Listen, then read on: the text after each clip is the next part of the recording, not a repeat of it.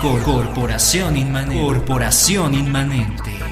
Presencia internacional en medios. Gracias por continuar con nosotros. Esperamos que este tema esté siendo de interés para todos ustedes. Y antes que nada, agradecer a nuestro amigo Carlos García, que siempre, cada semana, nos apoya en cabina. Muy bien, continuamos con nuestro tema. Antes de irnos a la pausa, hablábamos sobre todo de la estructura que tiene la mente. Muy bien, a nivel didáctico, la mente tiene una estructura piramidal. La primera parte de nuestra mente que compartimos con los animales viene siendo la mente primitiva o la mente instintiva. Cuando nosotros nacemos, empezamos ya a manifestar nuestros instintos. Es un aprendizaje que tenemos ya como especie. No necesitamos tomar un taller, no necesitamos tomar un curso para llorar, para comer, para hacer las actividades naturales que requiere nuestro cuerpo. Entonces, eso sería lo que llamamos el instinto. Posteriormente viene la mente sensorial. La mente sensorial ya es la reacción que tiene el cerebro, que tiene la persona, la planta, el animal, ante los estímulos externos. Aunque nosotros no seamos conscientes de ello, nuestros sentidos, nuestros 5 sentidos, siempre nos están conectando con el mundo exterior. Tal es así que, por ejemplo, cuando una persona no tiene el sentido del oído, por plasticidad cerebral empieza a desarrollar otros sentidos, empiezan a agudizar otros sentidos, y de esa manera la persona va conectándose con el mundo exterior. ¿Qué sería de una persona que naciera sorda, muda, ciega, etcétera, etcétera? Para los budistas sería una persona iluminada. ¿Por qué razón? Porque al no tener el sentido de individuo, de individualidad, estarían unidas con el todo, con el absoluto.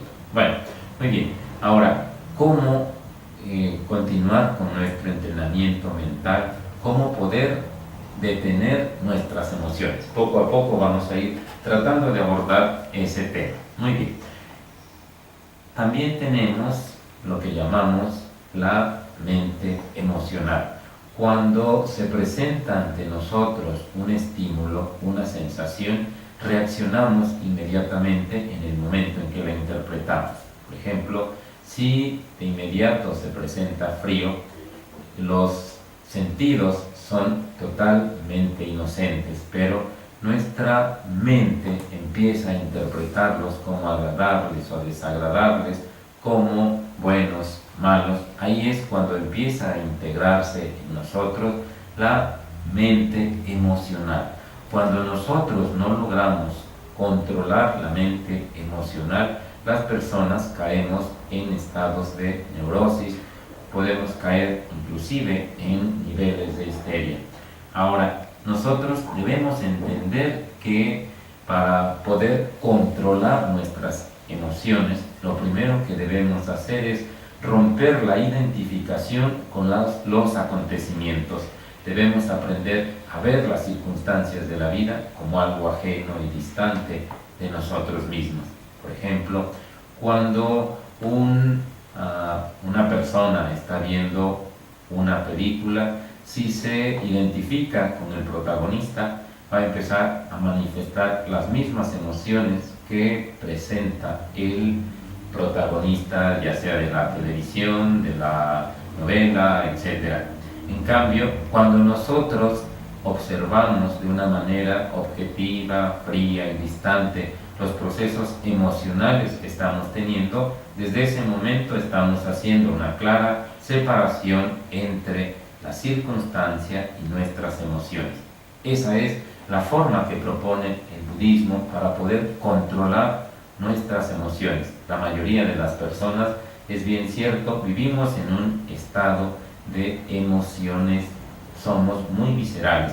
Para poder controlar esa parte que siempre nos está atormentando y que, por cierto, es muy común entre los seres humanos, el que cada uno de nosotros tienda a complicarse la vida. Ante las cosas más simples tendemos a retorcerlas, tendemos a manifestar estados alterados en los que nosotros no aprendemos a disfrutar cosas tan simples como ver un amanecer.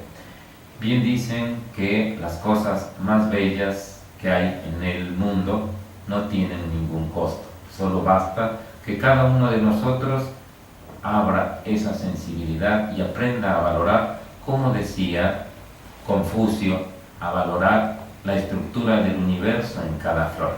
Muy bien, posteriormente de la mente emocional o la mente emotiva sigue un proceso mental que va sobre todo a distinguir al ser humano, lo que llamamos la mente ordinaria.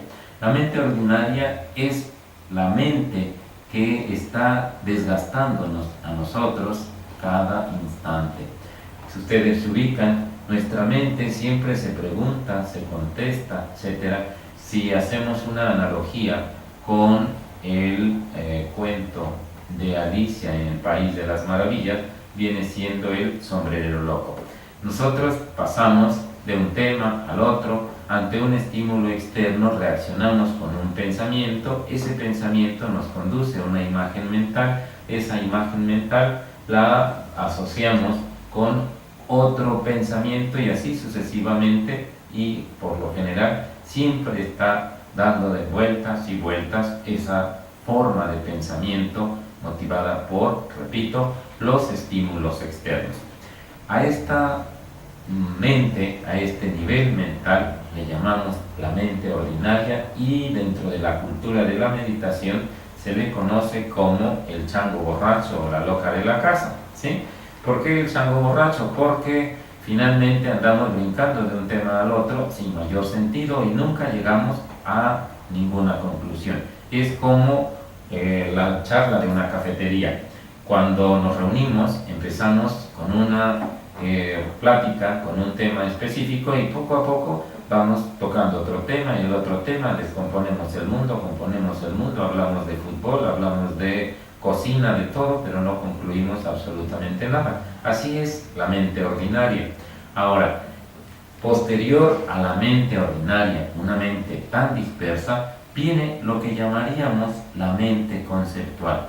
La mente conceptual no es otra cosa más que la mente que se va enfocando ya sobre un tema, usando, por supuesto, el hemisferio izquierdo. Nuestro cerebro tiene esas dos características, es de naturaleza dual.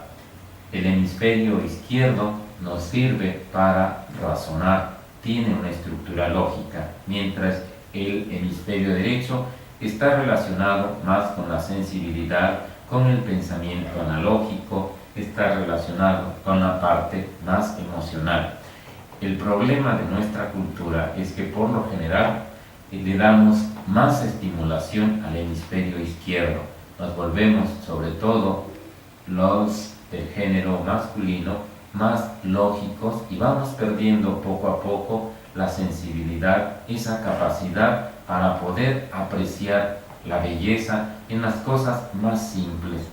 Vamos perdiendo esa capacidad a grado tal que nosotros solo escribimos yo creo en un 90-95% con la mano derecha. Si nos diéramos la oportunidad de empezar a escribir también con la mano no dominante, empezaríamos a tener un equilibrio en nuestros hemisferios y podríamos, por supuesto, tener un estado de equilibrio.